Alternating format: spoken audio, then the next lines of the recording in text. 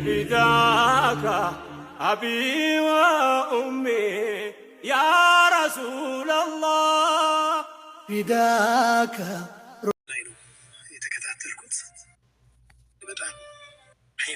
በዚህ ዓመት 1446 ሂጅሪያ የሐጅ ጉዞ ላይ ያጋጠመ አንድ በጣም የሚደንቅ ታሪክ ነግራችኋለሁ።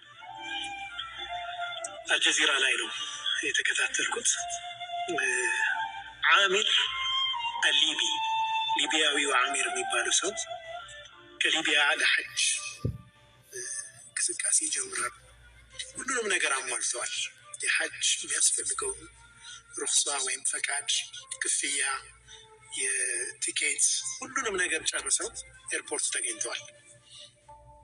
ግን ኢሚግሬሽን ላይ ትንሽ መጣራት ያለበት ነገር ስለነበር እስኪጣራ ድረስ ቆይ ይባሉና ኢሚግሬሽን ላይ ያሉ ሰዎች እስኪያጣሩ ጊዜ ይሄዳል።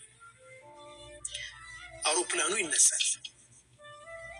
አውሮፕላኑ ልክ በር ከዘጋ በኋላ ሰውየው ፕሮሰሳቸውን ጨርሰው ሲመጡ ሁጃጆች በሙሉ ኤርፖርት ፕሌን ውስጥ ገብተዋል። አውሮፕላኑ ሊነሳ ነው፣ በር ተዘግቷል። ካፕቴኑን ኮሚኒኬት አደረጉላቸው። አንድ ሐጅ ቀርቷል፣ እባክህ ክፈትላቸው ተባለ። በፍጹም አይሆንም ማለት በፍጹም በር ዘግተናል፣ ከዚህ በኋላ መብረር እንጂ አይሆንም። እኒህ ሰው በጣም ያዝናል። ወላሂ እኔ እሄዳለሁ፣ የአላህን ቤት መዘየሪ አይቀርም፣ ሐጅ ማድረግ በፍጹም አይቀርም፣ አልሄድም ብሎ ኤርፖርት ላይ ተቀመጡ። የቴክኒክ ችግር ተፈጠረ ተብሎ ፕሌኑ ተመልሶ ይመጣል። ፕሌኑ መጥቶ እዛው ኤርፖርት ላይ ያርፋል። ከተመለስክ አይቀር ፊክስ እስከሚደረግ ድረስ ቴክኒካል ችግሩ እስከሚፈታ ድረስ እባክህ ክፈትላቸውና እኚህ ሰው ይሳፈሩ ተብሎ ተጠየቀ ካፕቴኑ። ካፕቴኑ በፍጹም የመጣ ነው ቴክኒካል ችግር ለመፍታት ነው፣ ያን ፈተን እንሄዳለን፣ የሚወርድም መንገደኛ አይኖርም፣ የሚወጣ ወይም ደግሞ የሚሳፈርም አይኖርም ብሎ አቋም ይወስዳል። እኚህ ሰው አሁንም ያዝናሉ። አውሮፕላኑ ተስተካከለ። አሁንም መብረር ጀመረ። ለሁለተኛ ጊዜ ድጋሜ እንዲመለስ ተገደደ። ሱብሃንአላህ። ለሁለተኛ ጊዜ ፕሌኑ ተመልሶ እዛ ኤርፖርት ላይ እንዲያርፍ ተገደደ። ስቲል የቴክኒክ ችግር ነበረበት። ይህኔ ካፕቴኑ ወላሂ እኚህን ሰው ሳሊዝ ወደ መካ መብረር አልችልም አለ። አምጡልኝ አለ። በክብር እንዲገቡ ተደረገ። ፕሌኑ በሰላም መካ ደረሰ። እዛ ደርሰውም ቪዲዮ ቀርጾ አስተላልፈዋል። ዓሚር አልሊቢ ሱብሓነላህ። ማ ዩዕጂዙላህ፣ አላህን የሚያቅተው ነገር የለም፣ ለአላህ የሚከብድ ነገር የለም። ጤናችን አለማሟላት ለአላህ የሚከብድ አይደለም። ደይን መብዛት ለአላህ የሚከብደው አይደለም። ያን ለማስወገድ ግን ከአላህ ጋር ሚስጥር ሊኖረን ይገባል። ምናልባትም እኚህ ሰው አላህና እሳቸው መካከል የሆነ ሚስጥር አለ። ድብቅ ዒባዳዎች ይኖሯቸው ይሆናል። ሰላት፣ ሰደቃ፣ አላህ ጋር ያለ የተደበቀ ነገር ይኖራቸዋል። እርሳቸውም በዱዓቸው ተአምር ሰርቷል። ሁለቴ የበረረ አውሮፕላን ተመልሶ እንዲመጣ አስገድዷል። ወንድሞቼ እህቶቼ፣ ወላሂ ወደ አላህ እስከቀረብን ድረስ የሚያቅት ነገር የለም፣ ከባድ ነገር የለም። ምን ይፈልጋል? ጠንካራ የቂን ይፈልጋል፣ ኢማን ይፈልጋል፣ በአላህ ላይ መመካት ይፈልጋል። በጣም ብዙ እንደምንማርበት ተስፋ አደርጋለሁ። አላህ ስብሓነሁ ወተዓላ የምር ሱባሮች አላህ ያድርገን። ወደ እርሱ ተጠግተን የማናፍር ሰዎች አላህ ያድርገን። በሱ ላይ ያለን እርግጠኝነት ሁሌም ከፍ ያለ የሚሆን አላህ ያድርግልን። ሰላም አለይኩም ወረሕመቱላሂ ወበረካቱ። አዲስ ልብስ እንገዛለን፣ አዲስ ጫማ እንገዛለን፣ አዲስ ሞባይል፣ አዲስ የቤት ዕቃ ምናምን አይደል?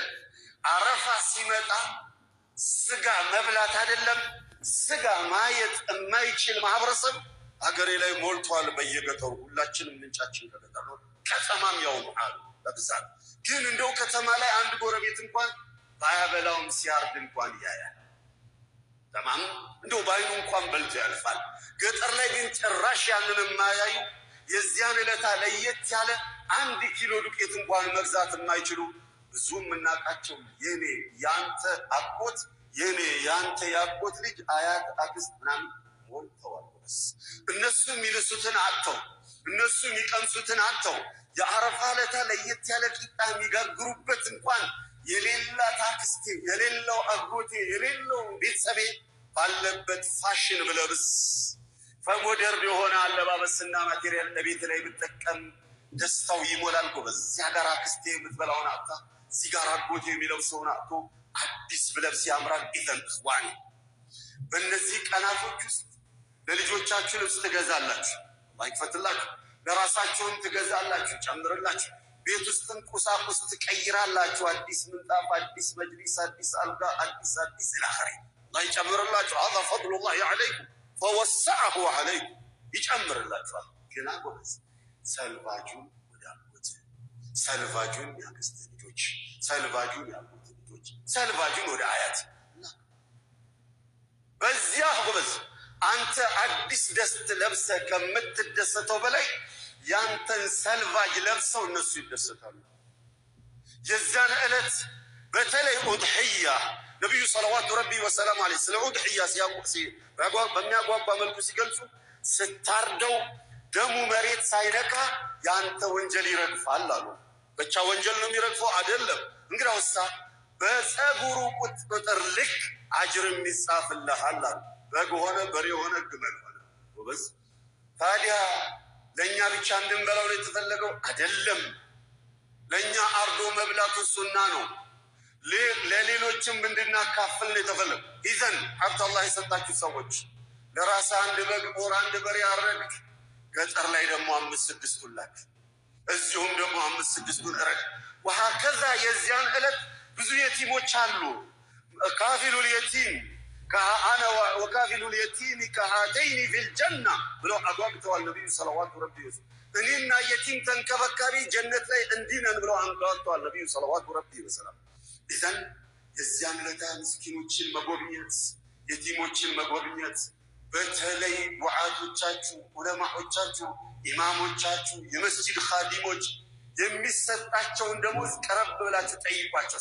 ስንት ነው የሚከፈልህ አንተ ኸጢብ? ስንት ነው የሚከፈልህ አንተ ዘበኛው?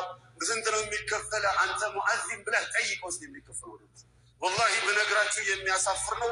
አቅሙ ልኩ ያ ስለሆነ መስጂዱ ኦር መጅሊስ ግን አቅሙን አላህ የሰጣችሁ ሰዎች ሁሌ እንኳን ባትጎበኟቸው ቢያንስ በእንደነዚህ አይነት የበዓል ቀናት አይዞህ አብሽር እኔ አለሁኝ ካልተባባለን ያዝኑብናል። ባያዝኑብንም ደስታችን ጎዶሎ ይሆናል። ሌላው እኽዋኔ የመጨረሻዬ በእነዚህ ቀናቶች ወላጆቻችሁ